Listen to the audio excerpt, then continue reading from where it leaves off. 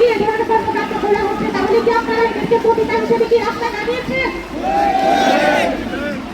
প্রিয় উপস্থিতি, আপনারা দেখবেন বিশেষ করে ঢাকা বিশ্ববিদ্যালয়ে নারীদেরকে তারা কিভাবে শ্লীলতাহানি করার পরে সেই ব্যক্তিকে কিভাবে ফুলের মালা দিয়ে তারা থানা থেকে ছাড়িয়ে এনেছে একটা মত সৃষ্টি করে। চট্টগ্রামে আমরা দেখেছি কিভাবে নারীকে লাথি মেরে তারা নারীদেরকে অপদস্থ করেছে এবং তাদেরকে তারা ফুলের মালা গলায় দিয়ে থানা থেকে বের করে নিয়ে এসেছে। এদের কাছ থেকে বাংলাদেশের নারীরা কি আশা করবে? তারা তো বাংলাদেশের নারীদেরকে কখনোই নারী হিসেবে দেখে না, তারা নারীদেরকে সবসময় দাসী হিসেবে দেখে। তারা সেই মধ্যযুগে কায়দায় মধ্যযুগে আমরা শুনেছিলাম যে নারীদেরকে নারী জন্ম দিলে সেই পরিবারে নারীদেরকে কবর দেওয়া হতো, জীবন্ত কবর দেওয়া হতো নারী শিশুকে। তারা কি সেই যুগে আমাদেরকে ফিরিয়ে নিতে চাচ্ছে? সেই যুগ আর এই যুগ এক না।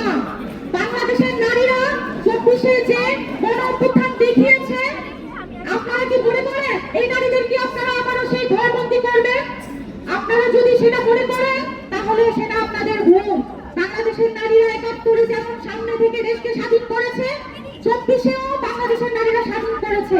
আপনাদের এই ধরনের কোন কর্মকাণ্ড বাংলাদেশের নারীরা মেনে নিবে না এবং কোনোভাবেই নিবে না। আমি আজকের এই সমাবেশ থেকে বলতে চাই, জামাতের আমির আমাদের নারীদেরকে যেভাবে পতিতা হিসেবে যে ধরনের আখ্যা দিয়েছে, এই জন্য তার প্রকাশ্যে ক্ষমা চাইতে হবে হাতে পায়ের পরে।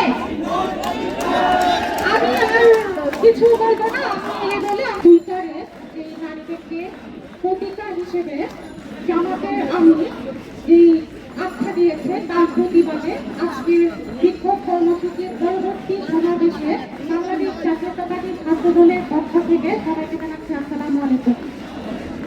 অত্যন্ত ভারাক্রান্ত মনে আজকে আসলে আমাদের এই 24 পরবর্তী সময়ে খুবই লজ্জার পর্যায়ে দাঁড়িয়ে আমাদের একটা স্বাধীনতা বিরোধী শক্তির বিরুদ্ধে আমাদের বিক্ষোভ মিছিল করতে হয়েছে।